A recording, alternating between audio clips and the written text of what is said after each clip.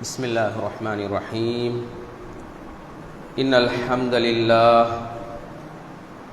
نحمده ونستعينه ونستغفره ونعوذ بالله من شرور أنفسنا ومن سيئات أعمالنا من يهده الله فلا مضل له ومن يضلله فلا هادي له أشهد أن لا إله إلا الله وحده لا شريك له وأشهد أن محمدًا عبده ورسوله يا أيها الناس اتقوا ربكم الذي خلقكم من نفس واحدة وخلق منها زوجها وبث منهما رجالا كثيرا ونساء واتقوا الله الذي تساءلون به والأرحام إن الله كان عليكم رقيبا يا أيها الذين آمنوا اتقوا الله وقولوا قولا سديدا يصلح لكم أعمالكم ويغفر لكم ذنوبكم ومن يطع الله ورسوله فقد فاز فوزا عظيما فإن خير الكلام كلام الله وخير الهدي هدي محمد صلى الله عليه وسلم وشر الأمور محدثاتها وكل محدثة بدعة وكل بدعة ضلالة وكل ضلالة في النار அளவற்ற அருளாளனும் நிகரற்ற அன்புடையவனுமாகிய அல்லாஹ்வின் திருப்பெயரால் இந்த மார்க்க உரையை ஆரம்பம் செய்கிறேன். சத்திய தூதர் சன்மார்க்கத்தை சொல்லித் தந்தவர் எம்பெருமானார் முஹம்மது ஸல்லல்லாஹு அலைஹி வஸல்லம் அவர்கள் மீதினிலும் அன்னவர்களதை பின்பற்றி நடந்து கொண்டிருக்கின்ற எதிர்காலத்தில் பின்பற்ற காத்து கொண்டிருக்கின்ற அனைவர்கள் மீதினிலும் அல்லாஹுவின் சாந்தியும் சமாதானமும் உண்டாவதாக. புனிதமான ஜும்ஆவின் கடமையை நிறைவேற்றிச் செல்வதற்காக அல்லாஹுவை மாத்திரம் வணங்க வேண்டும் என்பதற்காக முழுக்க தக்வாவை அடிப்படையாக கொண்டு கட்டப்பட்ட இந்த பள்ளி வாயிலிலே அமர்ந்திருக்கும் அல்லாஹ்வின் நல்லடியார்களே, அன்புமிகு சகோதரர்களே, வாழ்க்கையில் எல்லா கட்டங்களிலும் அல்லாஹ்வை அஞ்சி நடந்து கொள்ளுமாறு முதலில் எனக்கும் இரண்டாவது உங்களுக்கும் நான் வசியத் செய்து கொள்கின்றேன். கண்ணியத்துக்குரிய சகோதரர்களே, மனித சமூகத்தை படைத்த ரப்புல் ஆலமீன் இந்த சமூகம் அழகான முறையில் தன்னுடைய வாழ்க்கையை ஆரோக்கியமாக சுகதேசியாக நடாத்தி கொண்டு செல்லுகின்ற பொழுது இடைக்கிடையே அல்லாஹு தஆலா சில சோதனைகளை ஏற்படுத்துகிறான். இந்த சோதனைகள் எம்மை வருகின்ற பொழுது இந்த சோதனைகளையும் எம்மை படைத்த ரப்புல் ஆலமீன் தான் எங்களுக்கு தருகிறான் என்று நாங்கள் மனதினால் உறுதியாக நாங்கள் நம்பிக்கை வைத்துக் கொள்ள வேண்டும். அது துன்பமாக இருக்கலாம், துயரமாக இருக்கலாம், கவலையாக இருக்கலாம், நோவினைகளாக இருக்கலாம், எதுவாக எந்த ஒரு இழப்பாக இருந்தாலும் அதுவும் அல்லாஹ்வுடைய நாட்டத்தின் அடிப்படையில் தான் நடக்கிறது. அல்லாஹு தஆலா அல் குர்ஆனிலே அதை எப்படி சொல்கிறான் தெரியுமா? மா அஸாப மின் முஸீபத்தின் இல்லா பிஇذனில்லாஹ். எந்த ஒரு முசீபத், எந்த ஒரு சோதனை எம்மை வந்த போதிலும் அது அல்லாஹ்வின் நாட்டத்தின் அடிப்படையில் தான் அது வருகிறது என்று அல்லாஹு தஆலா அல் குர்ஆனிலே உறுதிப்படுத்தி சொல்கிறான். அல்லாஹ்வுடைய தூதர் நபிகள் நாயகம் ஸல்லல்லாஹு அலைஹி வஸல்லம் அவர்கள் சொல்கிறார்கள், புகாரிலே வரக்கூடிய செய்தி, மா அன்ஸலல்லாஹு தாஅன் இல்லா அன்ஸலலஹு தவா. எந்த ஒரு நோயையும் அல்லாஹ் இறக்குகிறான், அதோடு சேர்த்து அதற்குரிய மருந்தையும் இறக்குகிறான் என்று சொன்னால், நோயாக இருக்கலாம், அல்லது எந்த ஒன்றாக இருந்தாலும் அல்லாஹ் தான் அதனை ஏற்படுத்துகிறான் என்பது இந்த ஹதீஸினூடாகவும் குர்ஆனிய வசனினூடாகவும் விளங்குகிறோம். கண்ணியத்துக்குரியவர்களே, அல்லாஹ்வுடைய தூதர் நபிகள் நாயகம் ஸல்லல்லாஹு அலைஹி வஸல்லம் அவர்கள் இன்னொரு ஹதீஸில் சொல்கிறார்கள், மை யுரிதில்லாஹு பிஹி கைரன் யுஸிபு மின்ஹு, யாரை அல்லாஹ் விரும்புகின்றானோ, யார் மீது அல்லாஹ் இரக்கம் கொள்கின்றானோ, அன்பு கொள்கின்றானோ, அவருக்கு அல்லாஹ் சோதனைகளை கொடுக்கிறான் என்று நபிகள் நாயகம் ஸல்லல்லாஹு அலைஹி வஸல்லம் அவர்கள் கூறினார்கள். கண்ணியத்துக்குரியவர்களே, அப்ப எதுவாக இருந்தாலும் துன்பம், துயரம், சோதனை, கவலை, துக்கம், நோவு, இப்படி எதுவாக இருந்தாலும் அதனையும் அல்லாஹு தஆலா தருகிறான் என்ற நம்பிக்கையில் நான் நீங்களும் இருக்க வேண்டும். இது கலா கதிரோடு சம்பந்தப்பட்ட ஒன்று. கலா கதிரில், அதாவது ஈமானுடைய அம்சங்களில் கடைசி அம்சமாக அல்லாஹ்வுடைய தூதர் நபிகள் நாயகம் ஸல்லல்லாஹு அலைஹி வஸல்லம் அவர்கள் சொல்லித் தருகிறார்கள், வல் கத்ரி கைரிஹி வ ஷர்ரிஹி மினல்லாஹி தஆலா, அதாவது நன்மையும் தீமையும் அல்லாஹ்வுடைய நாட்டத்தின் அடிப்படையில் தான் நடைபெறும் என்ற நம்பிக்கை கொள்வது. கண்ணியத்துக்குரியவர்களே, அந்த அடிப்படையில் எங்களுக்கு எந்த வடிவில் அந்த சோதனைகள் வந்தாலும் அது அல்லாஹ்வின் நாட்டத்தின் அடிப்படையில் வருகிறது என்ற நம்பிக்கை முதலாவது எமது உள்ளத்திலே ஆழமாக பதியப்பட வேண்டும். கண்ணியத்துக்குரியவர்களே, அது பதியப்படாததனால தான் திடீரென்று ஒரு சோதனை வருகின்ற பொழுது, ஒரு துக்கம் வருகின்ற பொழுது, ஒரு நோவு வருகின்ற பொழுது, தீராத ஒரு நோய் எம்மை தொடுகின்ற பொழுது நாங்கள் அல்லாஹ்வுக்கு ஏசுகிறோம். அல்லாஹ்வுக்கு கண்ணில்லையா? நாங்க எந்த நேரமும் அல்லாஹ்வை நாங்கள் தொழுது கொண்டுதானே இருக்கிறோம். அல்லாஹ்வுக்கு எந்த பாவமும் நாங்கள் செய்யவில்லையே, இருந்தும் இந்த நோய் என்னை வந்து அடைந்திருக்கிறது. இந்த நோய் என்னுடைய மனைவியை தாக்கி இருக்கிறது. இந்த நோய் என்னுடைய அம்மாவை தாக்கி இருக்கிறது, வாப்பாவை தாக்கி இருக்கிறது. இந்த நோய் என்னுடைய பிள்ளையை வாட்டுகிறது என்று அல்லாஹ்வை நாங்கள் மறந்து பேசுகின்ற ஒரு நிலையை சமூகத்திலே காணுகிறோம். கண்ணியத்துக்குரியவர்களே, அந்த அடிப்படையில் இஸ்லாத்தின் பார்வையில் நோய் என்ற தலைப்பில் ஒரு சில விடயங்களை உங்களுக்கு முன்வைக்கலாம் என்று நான் நினைக்கிறேன். கண்ணியத்துக்குரிய சகோதரர்களே, இந்த நோயை அல்லாஹ் தான் எங்களுக்கு இறக்குகிறான். இந்த அல்லாஹ் இறக்கக்கூடிய இந்த நோய் ஏன் எங்களுக்கு இறக்குகிறான் என்ற ஒரு அறிவை நாங்கள் பெற்றுக்கொள்வது அவசியம். ஏன் அல்லாஹு தஆலா இந்த நோயை இறக்குகிறான்? ஒரு சில காரணங்களை வைத்து அல்லாஹு தஆலா அந்த நோயை எமக்கு தருகிறான். அதுல ஒன்று என்ன செய்யுமா தெரியுமா? சோதனைக்காக அல்லாஹ் தருகிறார். ஒருமுறை நபிகள் நாயகம் ஸல்லல்லாஹு அலைஹி வஸல்லம் அவர்கள் நோய்வாய்ப்பட்டு இருக்கிறார்கள். அவர்களை நோய் விசாரிப்பதற்காக அபூ சயீதுல் குத்ரி ரலியல்லாஹு அன்ஹு அவர்கள் நினைக்கிறேன் அந்த சஹாபி செல்கிறார்கள் அவரை நோய் விசாரிப்பதற்காக. அல்லாஹ்வுடைய தூதர் அப்படியே சாய்ந்து தூங்கிக் கொண்டிருக்கிறார்கள். அவர்களுக்கு மேலால் ஒரு போர்வை போர்த்தப்பட்டிருக்கிறது. சென்ற அபூ சயீதுல் குத்ரி ரலியல்லாஹு அன்ஹு அவர்கள் அல்லாஹ்வுடைய தூதரை அவர் போர்த்தி இருந்த போர்வைக்கு மேலால தொட்டு பார்க்கிறார்கள். அப்பொழுது அவருடைய அந்த காய்ச்சல் அந்த போர்வை உள்ளிருந்து வெளியே அடிப்பதை இவர் உணர்கிறார். மேலால் சூட்டு தன்மை இருக்கிறது. அபூ சயீதுல் குத்ரி ரலியல்லாஹு அன்ஹு அவர்கள் கேட்கிறார்கள், யா ரசூலல்லாஹ், இவ்வளவு காய்ச்சலா என்று அதிர்ச்சியமாக கேட்கிறார்கள். அல்லாஹ்வுடைய தூதர் நபிகள் நாயகம் ஸல்லல்லாஹு அலைஹி வஸல்லம் அவர்கள் சொல்கிறார்கள், ஆம், அவ்வளவு காய்ச்சல் இருந்தும் இப்படித்தான் நாங்கள் சோதிக்கப்படுவோம் என்று அல்லாஹ்வுடைய தூதர் நபிகள் நாயகம் ஸல்லல்லாஹு அலைஹி வஸல்லம் அவர்கள் சொல்கிறார்கள். அங்கே அல்லாஹ்வுடைய தூதர் இப்படி நாம் சோதிக்கப்படுவோம் என்று சொன்னது நபிமார்கள் சோதிக்கப்படுவதை மையமாக வைத்து சொல்லிவிட்டு சொல்லுகிறார்கள், நபிமார்கள் இரட்டிப்பான வேதனையை நபிமார்களுக்கு அல்லாஹ் கொடுப்பான்.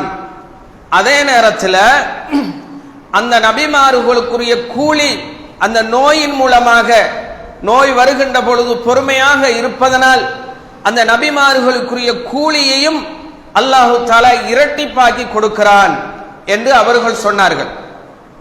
சொன்ன உடனேயே அபூ சயீதுல் குத்ரி ரலியல்லாஹு அன்ஹு அவர்கள் கேட்கிறார்கள், யா ரசூலல்லாஹ், அப்படி என்றால் முதலாவது நபிமார்கள் தானே சோதிக்கப்படுவார்கள், இப்படி அடுத்தபடியாக சோதிக்கப்படக்கூடியவர்கள் யார்? அப்பொழுது அல்லாஹ்வுடைய தூதர் நபிகள் நாயகம் ஸல்லல்லாஹு அலைஹி வஸல்லம் அவர்கள் சொன்னார்கள், மார்க்கத்தை படித்தவர்கள், மார்க்கத்தை படித்தவர்கள், விளங்கியவர்கள், அவர்கள் நபிமார்களுக்கு அடுத்தபடியாக சோதிக்கப்படுவார்கள் என்று சொன்னார்கள். திரும்ப அல்லாஹ்வுடைய தூதரிடம் அந்த நபி தோழர் கேட்கிறார், அதற்கு பின்னால் யார் சோதிக்கப்படுவார்கள்? அதற்கு பின்னால் சாலிஹூன்கள், நல்லடியார்கள் சோதிக்கப்படுவார்கள் என்று அவர்கள் பதில் சொன்னதை நாங்கள் பார்க்கிறோம். கண்ணியத்துக்குரிய சகோதரர்களே, இந்த ஹதீஸ் எங்களுக்கு எதை சொல்லுகிறது தெரியுமா?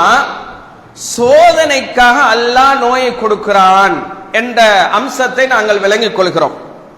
பாருங்க, நபிமார்கள் சோதிக்கப்பட்டிருக்கிறார்கள். அவர்கள் பாவம் செய்யாதவர்கள், அவர்கள் சொர்க்கத்துக்குரியவர்கள். அப்படி இருந்தும் அல்லாஹ் இரக்கப்பட்டு அவர்களை சோதிக்கிறான், நோயை கொடுக்கிறான். நாங்கள் பார்க்கிறோம் வரலாறு நெடுகிலும் நபி யாக்கூப் அலைஹிஸ்ஸலாம் அவர்கள் அப்படி வரலாறுகளை பார்த்து வருகின்ற பொழுது யாக்கூப் அலைஹிஸ்ஸலாம் அவர்கள் நோயினால பாதிக்கப்பட்டிருக்கிறார்கள். நபி அய்யூப் அலைஹிஸ்ஸலாம் அவர்கள் நோயினால பாதிக்கப்பட்டிருக்கிறார்கள். ஏன்?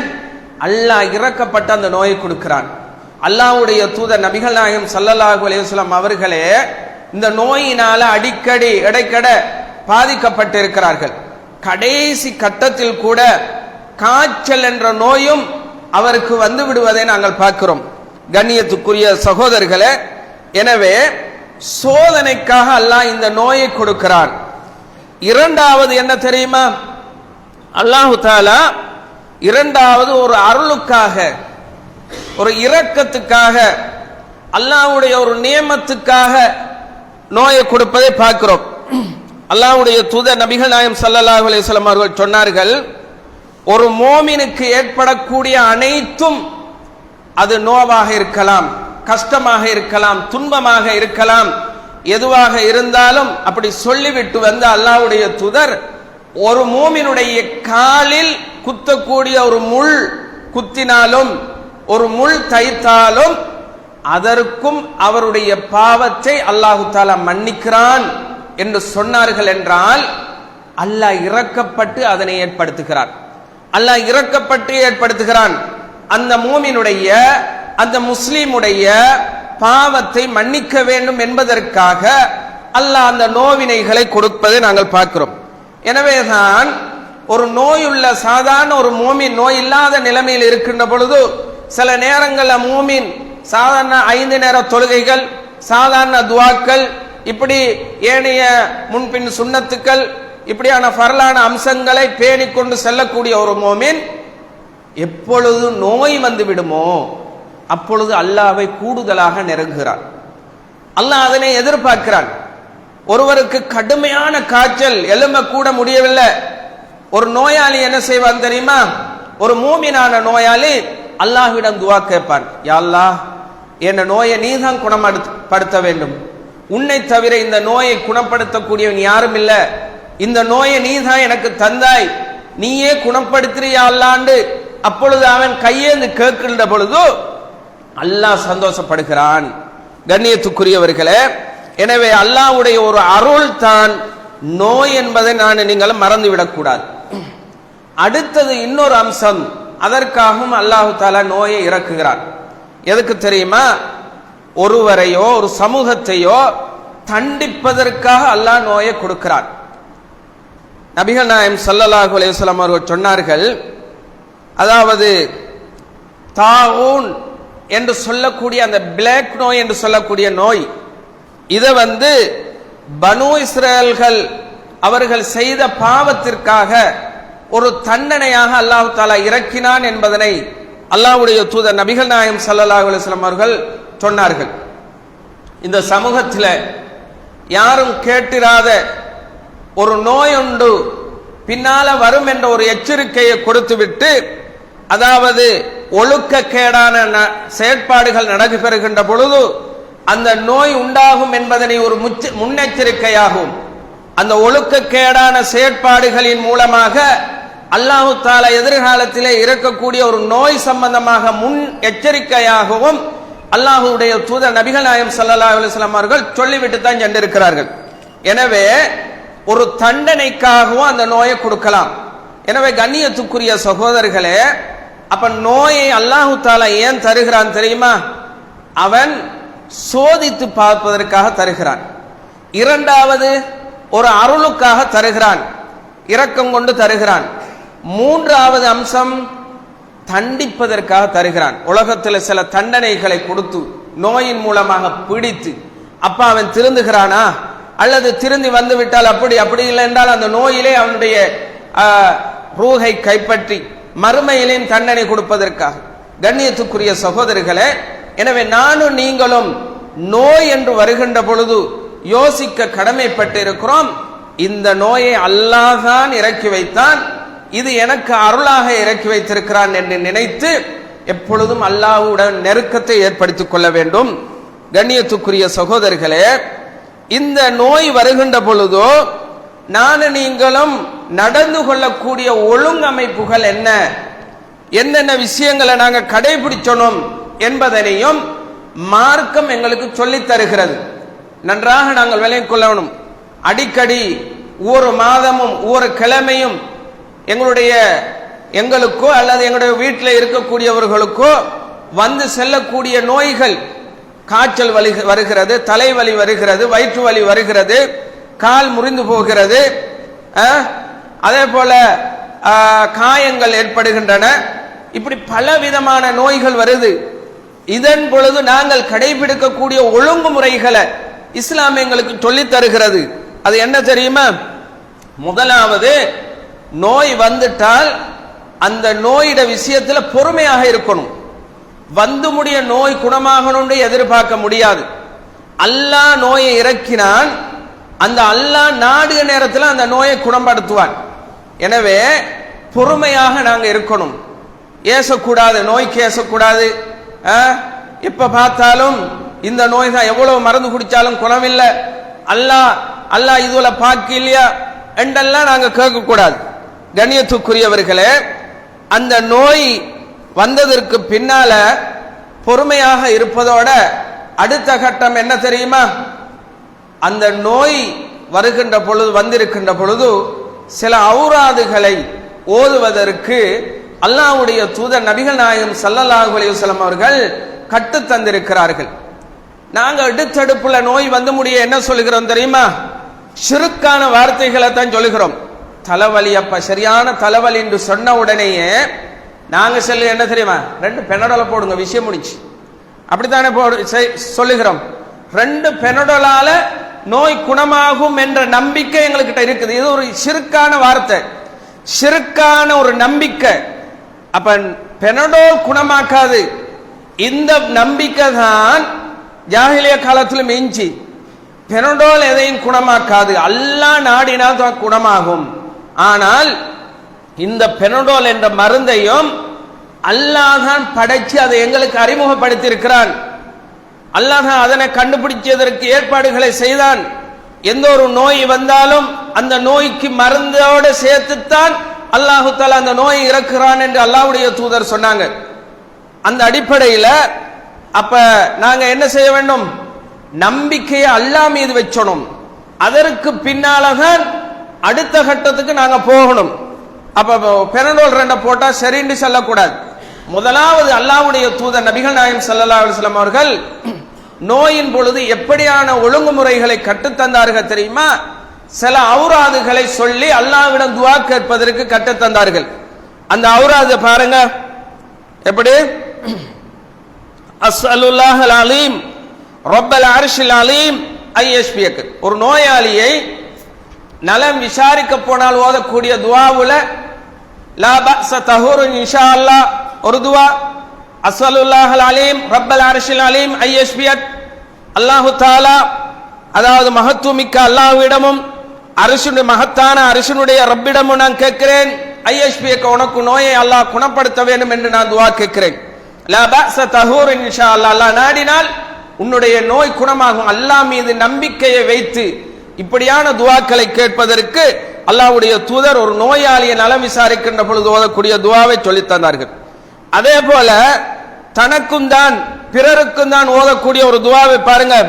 அல்லாஹும்ம ரப்பன் நாஸ், மனிதர்களுடைய ரப்பே, அதிஹிபில் பஅஸ, இந்த நோயை நீ குணப்படுத்தி விடுவாயாக. இஷ்பி அந்த ஷாபி, நீ நோயை குணப்படுத்து. அந்த ஷாபி, நோயை குணப்படுத்தக்கூடியவன் நீதான். லா ஷிஃபா இல்லா ஷிஃபா, எந்த ஒரு நிவாரணமும் ஷிஃபாஅன் லா யுகாதிரு சகமா, எப்படியான நோயை நீ குணப்படுத்த வேண்டும் தெரியுமா? எந்த ஒரு நோயையும் உடம்பில் வைக்காத அளவுக்கு நீ குணப்படுத்தி விடு என்று சொல்லக்கூடிய ஹதீஸ்களை புகாரி முஸ்லிம் போன்ற கிரந்தங்களை பார்க்க முடிகிறது.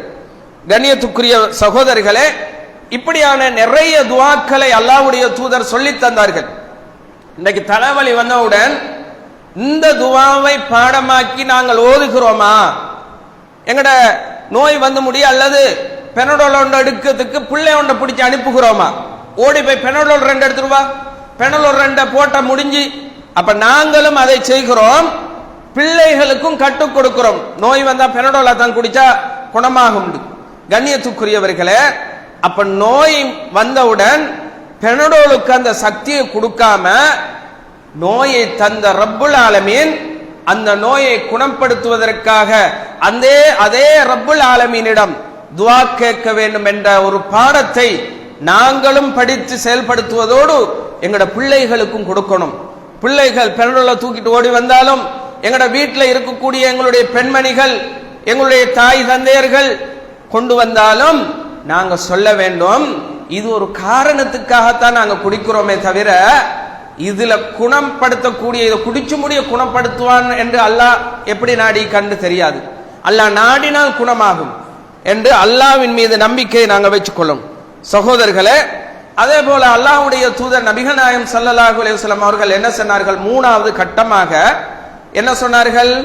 ததாஉ, நீங்கள் நோய் வந்தால் நோய்க்கு வைத்தியம் செய்யுங்கள், மருந்து செய்யுங்கள் என்று அல்லாஹ்வுடைய தூதர் நபிகள் நாயகம் ஸல்லல்லாஹு அலைஹி வஸல்லம் அவர்கள் சொன்னார்கள். அப்ப முதலாவது பொறுமை, இரண்டாவது என்ன? அந்த ஔராதுகளை ஓதி அல்லாஹ்விடம் துஆ செய்வது. 3வது கட்டம் நோய்க்குரிய மருந்தை தேடி அந்த மருந்தை குடிப்பது. கண்ணியத்துக்குரியவர்களே, அப்ப நோய் வந்தால் மருந்து குடிக்காதவர்கள் இருக்கிறார்கள். எத்தனையோ சமூகத்தில் இருக்கக்கூடியவர்கள் பொறுமண்டு நோய்க்கு மருந்தே குடிப்பது கிடையாது. சாதாரணமாக சில, அதாவது எங்களுக்கு தொற்றக்கூடிய சளி வருத்தம் இருக்கிறதே, இந்த சளி வருத்தம் இந்த இருமலோடு தொடர்பானது பல வகைகளை சார்ந்தது என்று இன்றைக்கு சுகாதார அடிப்படையில் கண்டுபிடிச்சிருக்காங்க. அதால இறந்து போகக்கூடியவங்களும் இருக்கிறார்கள். காச நோய் என்று சொல்லக்கூடிய சயரோகண்டி சிங்களத்தால சொல்லுவார்கள். அப்ப இந்த இப்படியானவைகள் இன்றைக்கு சமூகத்தில் இருக்குது. இந்த நோயாளிகள் அதற்குரிய மருந்தை செய்யாம பொறுமையாக இருப்போம் அந்த நோய் முத்தி போய் அதாலே மரணிச்சு போகக்கூடியவங்க இருக்காங்க. அப்படி நாங்க இருக்கக்கூடாது. எங்களுக்கு அல்லாஹ் தந்திருக்கின்ற அந்த உடலும் உயிரும் இருக்கிறதே, இது ஒரு பெரிய அமானிதமாக அல்லாஹ் தந்திருக்கிறார். இதை நாங்க விளங்கிக் கொள்ளணும். எங்கடதான் உடம்பு, எங்கடதான் உயிர், நாங்க நினைச்ச மாதிரி இருப்போம், விரும்பினா மறந்தெடுப்போம், விரும்பாட்டி சும்மா இருப்போம், இப்படின்னு இருக்க முடியாது. அல்லாஹு தாலா தந்திருக்கின்ற இந்த அமானிதமான உடலையும் உயிரையும் ஆரோக்கியமாக வைத்துக் கொள்வது எங்கட கடமை. அதை ஆரோக்கியமாக வைத்துக் கொள்வதற்கான வழிகளை அல்லாஹ்வும் அல்லாஹ்வுடைய தூதரும் சொல்லி தந்து கொண்டே இருக்கிறார்கள். கண்ணியத்துக்குரியவர்களே, அந்த அடிப்படையில் அல்லாஹு தாலா அல் குர்ஆனில் வலா துல்கு ஐதியக்கும் இலா தஹ்லுகா, உங்களுடைய கைகளை அழிவின் பக்கம் நீங்கள் போட்டுக் கொள்ளாதீர்கள். வலா தக்துலு அன்ஃபுஸக்கும், நீங்களே உங்களை கொலை செய்து கொள்ளாதீர்கள் என்ற நிறைய குர்ஆன் வசனங்களை நாங்கள் பார்க்கிறோம். அப்ப நோயில இருக்கக்கூடிய நாங்க பொறுமையாக இருந்து கொண்டு நாங்களே அந்த நோய்க்கு மருந்து செய்யாம இருந்தா எங்களுக்கு நாங்களே அழிவை ஏற்படுத்துகிறோம், எங்களுக்கு நாங்களே எங்களை கொண்டு கொள்கிறோம்.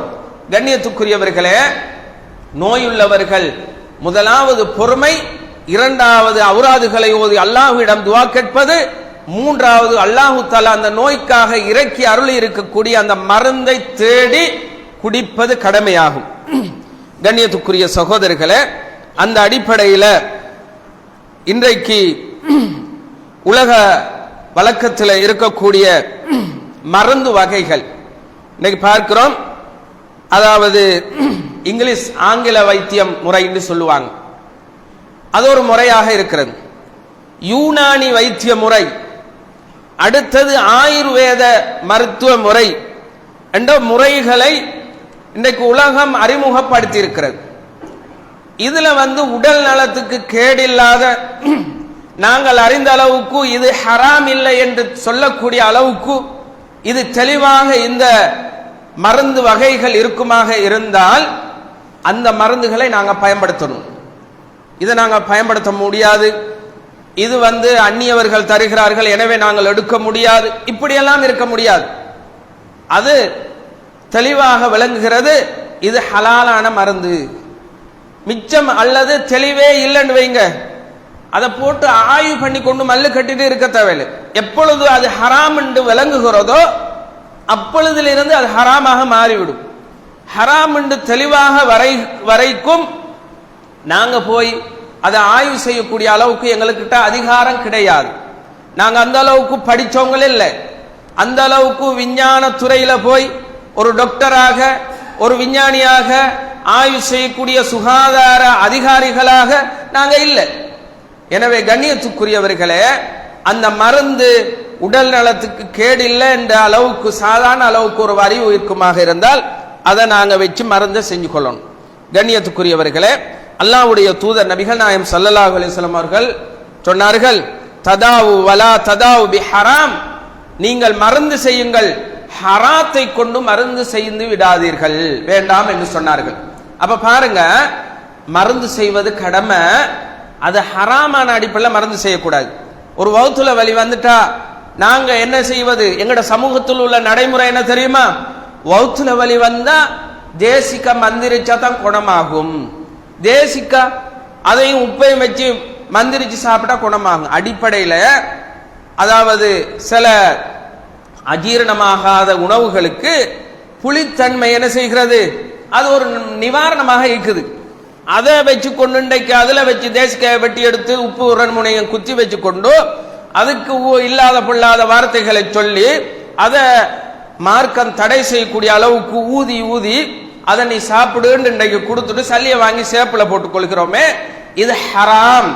மருந்து குடித்தும் குணமில்லை என்பதனால எங்கேயாவது இருக்கக்கூடிய ஒரு ஹராமான முறையில இது உனக்கு ஒரு யாராவது செய்வினை செஞ்சிருக்காங்க, இதுக்கு நீங்க போய் இந்த பேயாட்ட வேண்டும், இந்த மடை போட வேண்டும், இவர்கிட்ட மந்திரிக்க வேண்டும், தாயத்து கட்ட வேண்டும், வீட்டை பாதுகாக்க வேண்டும் என்றெல்லாம் இன்றைக்கு சமூகத்தில் கூடாத ஹராமான அடிப்படையில் மருந்து செய்வதை பார்க்கிறோம்.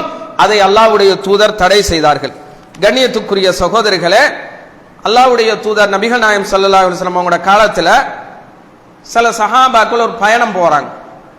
போற டைம்ல அவங்க என்ன செய்கிறார்கள்? ஒரு ஊரை தாண்டி போகணும், இரவு நேரம் ஆகிவிடுகிறது. அங்க தங்குவதற்காக ஏற்பாடுகளை தங்க வேண்டும் என்று அவர்கள் முடிவெடுக்கிறார்கள். அந்த ஊர் மக்களிடம் கேட்கிறார்கள், நாங்க இங்கே தங்க வேண்டும் என்று கேட்கின்ற பொழுது அவர்கள் சொல்கிறார்கள், நீங்க என்ன செய்யுங்க, பிரச்சனையில ஒரு ஓரப்பகுதியில் தங்கிக் கொள்ளுங்க, ஆனால் உங்களுக்கான உரிமைகளை நாங்க தரமாட்டோம்னு மறுத்துறாங்க. அந்த காலத்துல ஒரு ஊர்ல போய் ஒரு வெளியூர் ஆட்கள் போய் தங்கினால் அவர்களுக்கு தேவையான அத்தியாவசிய தேவைகளை செஞ்சு கொடுக்கணும். சாப்பாடுகள் இப்படியான பகுதிகளை கொஞ்சம் செஞ்சு கொடுப்பது அன்றைக்கு ஜாலிய காலத்தில் இருந்து வந்த ஒரு பழக்கம். ஆனால் இவங்க மறுத்துட்டாங்க. பிறகு அந்த சஹாபாக்கள் ஒரு ஓர பகுதியில் அன்றைக்கு இரவு தங்குவதற்காக ஏற்பாடு செஞ்சு தங்கிட்டு இருக்காங்க. இப்பொழுது அந்த சமூகத்தை, அந்த ஊரை சேர்ந்த ஒரு ஆள் ஓடி வருகிறார், வந்து செல்கிறார், எங்களுடைய ஊர் தலைவருக்கு ஒரு விசர்ஜந்து தீண்டிட்டு நாங்க முடிஞ்ச அளவுல வைத்தியம் செஞ்சோம், உங்கள யாராவது இதுக்கு வைத்தியம் தெரிஞ்சவங்க இருந்தா நீங்க செய்யுங்க என்று சொன்னவுடன் இவங்க என்ன செய்யாங்க, அப்படியா எங்கள நாங்க செய்வோம், ஆனா ஒன்று நாங்க செஞ்சா எங்களுக்கு கூலி தரணும்னு கேட்டுக்கொண்டாங்க. அந்த அடிப்படையில் இவங்க வைத்தியம் செய்யாங்க, அதாவது சில அவுராதுகளை ஓதுவாங்க. அதுல ஒன்று மெயினான அவுராத், ஹதீஸ்ல இக்க அவுராது என்ன தெரியுமா, சூரத்துல் ஃபாத்திஹா ஓதி அவங்க என்ன செய்யுங்க, தொட்டு எச்சில தொட்டு அந்த அந்த இடத்துல வச்சாங்க, அவருக்கு குணமாகிறது. அப்பொழுது அவர்கள் பேசிக்கொண்டதற்கிணங்க சில ஆடுகளை வாங்கி கொண்டு திரும்ப வருகிறார்கள் அல்லாஹ்விடம், தூதரிடம் வந்து கேட்கிறார்கள், யா ரசூலல்லாஹ் இப்படி ஒரு சம்பவம் நடந்தது, நாங்க இப்படி நடந்து கொண்டோம், அதுல கொண்டு வந்த ஆடுகள் உங்கள்கிட்ட கேட்காம எங்களுக்கு ஒன்றும் செய்யலாது என்று சொன்னவுடன் அல்லாஹ்வுடைய தூதர் நபிகள் நாயகம் ஸல்லல்லாஹு அலைஹி வஸல்லம் அவர்கள் கேட்கிறார்கள், இந்த சூரத்துல் ஃபாத்திஹா இருக்குதே, அல்ஹம்துலில்லாஹி ரப்பில் ஆலமீன் என்று ஓதக்கூடிய இது இப்படியான விஷக்கடிகளுக்கு ஓதக்கூடிய ஒரு சூறாதான் என்று எப்படி நீ அறிந்து கொண்டாய் என்று சொல்லிவிட்டு அந்த கொண்டு வந்த அந்த ஆற்றுல ஒரு பங்க எனக்கும் தாங்க என்று சொல்லி வாங்கி அல்லாஹ்வுடைய தூதர் நபிகள் நாயகம் ஸல்லல்லாஹு அலைஹி வஸல்லம் அவர்கள் எடுத்துக்கொண்டதாக அந்த ஹதீஸ் எங்களுக்கு சொல்கிறது என்று சொன்னால், கண்ணியத்துக்குரியவர்களே, இன்றைக்கு தேள் கடிக்கிறது, பாம்பு கடி வருகிறது, இப்படியான விஷஜந்துகள் வந்து முடிய முதலாவது நாங்க என்ன செய்கிறோம், வைத்தியசாலைக்கு தான் எடுத்துட்டு வரோம், போத்தான் வேணும். அது இரண்டாவது கட்டம் மருந்தை நோக்கி போறது. அல்லாஹ்வுடைய தூதருடைய ஒரு சுன்னா இருக்கிறது, அதை நாங்க செஞ்சிருக்கிறோமா, இதைத்தான் முதல்ல நாங்க யோசனை பண்ணணும். கண்ணியத்துக்குரியவர்களே, எனவே அந்த அடிப்படையில நோய்கள் வருகின்ற பொழுது இஸ்லாம் சொல்லக்கூடிய அமைப்புல எங்களுடைய சிந்தனைகளை திருப்பி அந்த அடிப்படையில் நடந்து கொள்வதற்கு எல்லாம் வல்ல அல்லாஹ் நம் அனைவருக்கும் அருள் பாலிப்பானாக. வாஹிரு தஅவானா அல்ஹம்துலில்லாஹி ரப்பில் ஆலமீன். அல்ஹம்துலில்லாஹி ரப்பில் ஆலமீன். அஸ்ஸலாத்து வஸ்ஸலாமு அலா அஷ்ரஃபில் முர்சலீன் வ அலா ஆலிஹி வ ஸஹ்பிஹி அஜ்மஈன். அம்மா பாத். கண்ணியத்துக்குரிய சகோதரர்களே, நோய்களை பொறுத்த மட்டில் இரண்டு வகையான நோய்கள் இருக்குது. ஒன்று சாதாரண நோய், அடுத்தது தொற்றக்கூடிய தொற்று நோய். இரண்டு வகையான நோய்களை இஸ்லாம் எங்களுக்கு காட்டி தந்திருக்கிறது. நபிகள் நாயகம் ஸல்லல்லாஹு அலைஹி வஸல்லம் அவங்களுடைய காலம் தொடக்கம் சஹாபாக்கள், தாபியங்கள், தப தாபியங்களுடைய காலம் வரைக்கும் இப்படியான பகுதிகளை அன்றைக்கிருந்த அந்த மார்க்க அறிஞர்கள் அந்த நோய்கள் வருகின்ற பொழுது நடந்து கொண்ட விதங்களை வைத்து அதை நாங்கள் ரெண்டாக பிரித்து கொள்ளலாம். தொற்றக்கூடிய நோய், தொற்றாத சாதாரண நோய். கண்ணியத்துக்குரியவர்களே, அப்ப தொற்றக்கூடிய நோய் என்று சொன்னா என்ன தெரியும், அன்றைக்கு மார்க்க அறிஞர்கள் என்ன சொல்கிறார்கள் தெரியுமா, எதுவெல்லாம் தொற்றக்கூடிய நோய் என்று அல்லாஹ்வுடைய உதவியால, சும்மா தொற்றாது, அல்லாஹ்வுடைய உதவியால இன்னொருவருக்கு தொற்றுகிறதோ அப்படி தொடுகின்ற அந்த நோய்களை சுகாதார அல்லது வைத்திய அதிகாரிகள் இனங்காட்டி இது தொற்றக்கூடிய நோய் என்று அவர்கள் இனங்காட்டி இருந்தால் அவைகள் அனைத்தும் தொற்றக்கூடிய நோய். அது சிறிசாக இருக்கலாம், பெரிசாக இருக்கலாம். கண்ணியத்துக்குரியவர்களே, அந்த அடிப்படையில் தொற்றக்கூடிய நோய், தொடாத நோய்கள் என்று இரண்டு வகைகளாக நாம் பார்க்கலாம். கண்ணியத்துக்குரியவர்களே, அல்லாஹ்வுடைய தூதர் நபிகள் நாயகம் ஸல்லல்லாஹு அலைஹி வஸல்லம் அவங்க ஒரு ஹதீஸ்ல இப்படி சொன்னாங்க, லா அதுவா, தொற்றக்கூடிய நோய் என்பது கிடையாது என்று சொன்னாங்க. அப்ப இந்த ஹதீஸை ஒரு வித்தியாசமான அமைப்புல சிலர் விளங்கி கொண்டாங்க. அப்ப தொற்று நோயே கிடையாது என்ற அளவுக்கு விளங்கி கொண்டாங்க ஒரு சிலர். இது ஏன் அல்லாஹ்வுடைய தூதர் சொன்னாங்கன்றத நாங்க விளங்கி கொள்ளல. ஜாஹிலிய காலத்துல ஒரு சிந்தனை இன்ச்சு தெரியுமா, இந்த நோய் என்பது அது தானாக அதுவாக ஒருவரிடம் தொற்றி அதுல இருந்து இன்னொருவருக்கு தொற்றும், மாறி மாறி போகும். இது நோயாக அந்த கிருமியே என்ன செய்கிறது, மாறி மாறி போகிறது. அதற்கு மேலால யாரும் தடை செய்வதற்கோ வேற ஒத்தருமோ இதோ ஆதிக்கம் செல்வதற்கு கிடையாது, தானாக நடக்கிறது என்ற ஒரு சிந்தனை இருந்துச்சு. அந்த சிந்தனையை இளமாக்குவதற்காகத்தான் அல்லாஹ்வுடைய தூதர் அந்த ஹதீஸ் சொன்னார்கள், லா அதுவா, தொற்று நோய் என்பது கிடையாது, தானாக தொட்டி போற என்பது கிடையாது என்பதனை அல்லாஹ்வுடைய தூதர் அங்கே விளங்கப்படுத்துகிறார்கள். கண்ணியத்துக்குரியவர்களே, அதே அல்லாஹ்வுடைய தூதர் என்ன சொல்லுகிறார்கள், ஃபிர்ர மினல் மஜ்தூமி ஃபிராரக மினல் அஸத், அதாவது ஜுஸாம் என்று சொல்லக்கூடிய அந்த நோயை நீங்கள் கண்டால், சிங்கத்தை கண்டால் எப்படி விரண்டோடுவீர்களோ அதே போன்று நீங்கள் விரண்டோடுங்கள் என்று அல்லாஹ்வுடைய தூதர் நபிகள் நாயகம் ஸல்லல்லாஹு அலைஹி வஸல்லம் அவங்க சொன்னாங்க. அந்த ஜுஸாம் என்ற நோய் அன்றைய காலத்தில் இருந்துச்சு. அப்ப இந்த நோய் தொடக்கூடிய நோய் அன்றைய காலத்தில் இருந்துச்சு.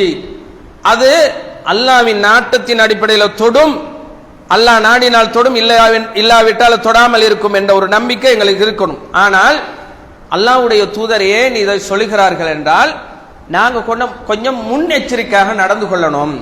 தொடக்கூடிய நோயை இருந்தால் அதை போய் வேணும்னு நாங்க உள்வாங்கிக் கொள்ளக்கூடாது.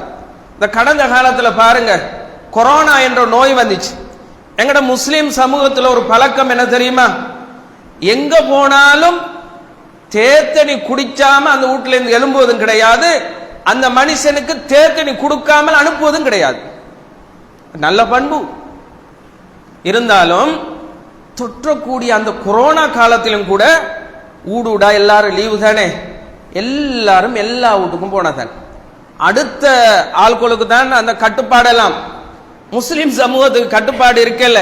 அதனால அன்றைய காலத்துல அதிகமாக ரோட்லையும் அங்கெங்கும் திரிஞ்சு மாட்டுப்பட்டவர்கள் என்று நிறைய முஸ்லிம்கள் தான் கூட கொண்டு போய் இது பண்ணினது. எனவே கண்ணியத்துக்குரியவர்களே, அப்ப முஸ்லிம்களாகிய நாங்க என்ன நினைச்சிருக்கோம் தெரியுமா? இது கணக்கில்ல என்று சும்மா அகப்பட்ட மாதிரி நடக்க பார்க்கும்.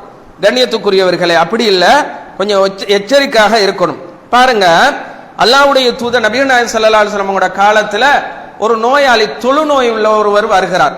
அல்லாஹ்வுடைய தூதரிடம் வந்து பையச் செய்வதற்காக வருகிறார்.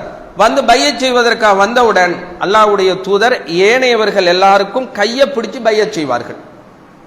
அந்த சஹாபி சொல்லணும், ஒவ்வொரு சஹாபியும் இப்படி இப்படி நான் கட்டுப்பட்டு நடப்பேன் என்று சில வார்த்தைகளை சொல்லணும். அப்படி சொல்லக்கூடிய நேரத்தில் இந்த சஹாபிக்கு மாத்திரம் அல்லாஹ்வுடைய தூதர் என்ன செய்கிறார்? கையை பிடிச்சல. முஸ்லீம்ல வரக்கூடிய செய்தி, கையை பிடிச்சல. அவர் என்ன செய்கிறார்? அல்லாஹ்வுடைய தூதர் என்ன சொல்கிறார்? இன்னா கத் பாயஅனாக ஃபர்ஜ, உங்களோட பையத்தை வார்த்தைகளால நாங்க ஏற்றுக்கொண்டோம், உங்களோட பையத்தை நான் ஏற்றுக்கொள்கிறேன். நீங்க இப்ப என்ன செய்யணும்? இந்த ஊர்ல இருக்காம நீங்க வெளிக்கிளம்பி போகணும், உங்களோட ஊருக்கு போங்க என்று அனுப்பி வச்சாங்க. இந்த செய்தி எல்லாம் நாங்க பார்க்கின்ற பொழுது அல்லாஹ்வுடைய தூதர் என்ன செய்கிறார்கள்? இந்த தொற்றக்கூடிய நோயின் அடிப்படையில் கொஞ்சம் கவனமாக எச்சரிக்கையாக இருந்திருக்கிறார்கள். அல்லாஹ்வுடைய தூதர் கையை கொடுத்து அந்த பையத்தை செய்யாம இருந்தது இது பெரிய ஒரு பாடமாக இருக்கிறது. பாருங்க, சஹாபாக்கள் இப்படி நடந்து கொண்டாங்கடா. ஹிஜ்ரி 18ல ஷாம் என்ற பிரதேசம், இன்னைக்கு பலஸ்தீன் இருக்கக்கூடிய அந்த அதை சுத்தி இருக்கக்கூடிய 3-4 நாடுகள் பேருள்ள நாடுகளை வச்சு அன்றைக்கு ஷாம் என்று சொன்னாங்க. அந்த பிரதேசத்தில் சஹாபாக்கள் உட்பட இன்னும் ஒரு சிலருக்கு என்ன ஒரு தாவூன் என்ற நோய் ஏற்படுகிறது. அந்த ஷாம்ல அம்வாஸ் என்ற இடத்துல தான் இந்த நோய் ஆரம்பிக்கிறது. அந்த பகுதியில் வந்ததனால தாவூன் அம்வாஸ் என்று பேரை வச்சுட்டாங்க வரலாற்று ஆசிரியர்கள். இதுல வந்து கிட்டத்தட்ட 25 தொடக்கம் 30,000 மக்கள் சஹாபாக்கள் உட்பட மௌத்தாகி போறாங்க. இந்த நேரத்தில் உமர் ரலியல்லாஹு அன்ஹு அவர்களுடைய ஆட்சி காலம். அவங்க போறாங்க, அங்கு போய் எல்லையில நின்று மஷூரா பண்ணுங்க, என்ன செய்வோம். மஷூரா பண்ண டைம்ல மூத்த சஹாபாக்கள், அதுல இருந்த மூத்த சஹாபாக்கள், அறிவுல கூடியவர்கள் அந்த இடத்துல இருந்து எல்லோரும் கலந்து மஷூரா பண்ணுகின்ற பொழுது அங்கே சொல்லுகிறார்கள், இப்படி தொற்றக்கூடிய நோய் இருக்கக்கூடிய பிரதேசத்திற்கு வெளி பிரதேசத்திலிருந்து யாரும் நுழையக்கூடாது, தொற்றக்கூடிய அந்த ஊரில் இருந்து வெளிக்கிளம்பவும் கூடாது என்று அல்லாஹ்வுடைய தூதர் சொல்லி இருக்கிறார்களே என்ற முடிவுக்கு வந்து அதில் இருந்து கிளம்பி வருகிறார் உமர் ரலியல்லாஹு அன்ஹு அவர்கள். அப்பொழுது ஒரு சஹாபி கேட்கிறார், அஃபிராரம் மின் கதிரில்லா, உமரே அல்லாஹ்வுடைய கலா கதிரை விட்டும் பயந்து விரண்டோடுகிறீர்களா என்று கேட்காங்க. அல்லாஹ்வுடைய கலா கதிர் இருக்குது, அதுல இருந்து நீங்க விரண்டோடிங்களா என்று கேட்ட பொழுது இந்த கலா கதிரையும் தொற்றக்கூடிய நோயையும் சரியாக விளங்கிக் கொண்ட ஹலீஃபா உமர் ரலியல்லாஹு அன்ஹு அவர்கள் ஒரு பதிலை கொடுத்தார்கள். அது என்ன பதில் தெரியுமா? ஃபிராரம் மின் கதிரில்லாஹி இலா கதிரில்லாஹ், அல்லாஹ்வுடைய ஒரு கலா கதிரிலிருந்து இன்னொரு கலா கதிரை நோக்கி நான் விரண்டோடுகிறேன். எப்படி விரண்டோடுகிறேன் தெரியுமா? அல்லாஹ்வுடைய ஒரு கலா கதிர் இருக்குது, அங்க போனா மௌத்தாகுது என்பது அல்லாஹ்வுடைய கலா கதிர். அந்த கலா கதிருக்கு மாட்டிக்காம நல்ல ஆரோக்கியமான அமைப்புல வாழக்கூடிய ஒரு கலாக்கதிரை அல்லாஹ் வைத்திருக்கிறார். அந்த கலாக்கதிரை நோக்கி நான் செல்லுகிறேன் என்று உமர் ரலியல்லாஹு அன்ஹு அவர்கள் சொன்னார்கள் என்றால், கண்ணியத்துக்குரியவர்களே, தொற்றக்கூடிய நோய்களும் இருக்கிறது. ஆனால் அந்த நோய் தானாக தொற்றாது, அல்லாஹ் நாடினா தான் தொற்றும் என்ற அந்த நம்பிக்கையில் இருக்க வேண்டும். அதற்காக சும்மா இருக்கவும் கூடாது, முன்னெச்சரிக்கையாக இருந்து கொள்ள வேண்டும். கண்ணியத்துக்குரியவர்களே, அந்த அடிப்படையில் இந்த நோய்கள் வருகின்ற பொழுது கவனமாக நாங்கள் இருந்து கொள்ள வேண்டும். நோய்கள் உள்ளவர்கள் ஒன்றை யோசனை பண்ணிக்கொள்ள வேண்டும். இந்த நோய் என்னோடு மட்டும்தான் இருக்க வேண்டும், அடுத்தவர்களுக்கு போய்விடக்கூடாது. அது பாவமான காரியம், பாவமான காரியம். ஒரு நோய் வந்து அந்த நோயினால் அந்த மனிதன் அவதிப்படுகின்ற காலமெல்லாம் அந்த நோய் தொடுவதற்கு ஒருவர் காரணமாக அமைந்து விட்டால் அந்த பாவம் அவனுக்கு வந்து கொண்டே இருக்கும். கண்ணியத்துக்குரியவர்களே, அதனால என்னால் இன்னொருவருக்கு நோய் தொடக்கூடாது என்பதில் அவர் கவனமாக இருக்க வேண்டும்.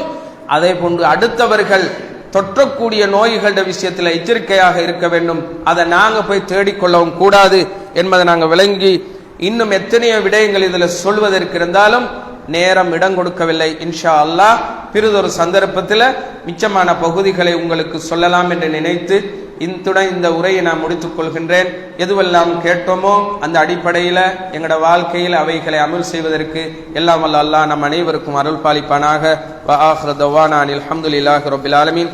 அஸ்ஸலாமு அலைக்கும் வரஹ்மத்துல்லாஹி வபரகாத்துஹு.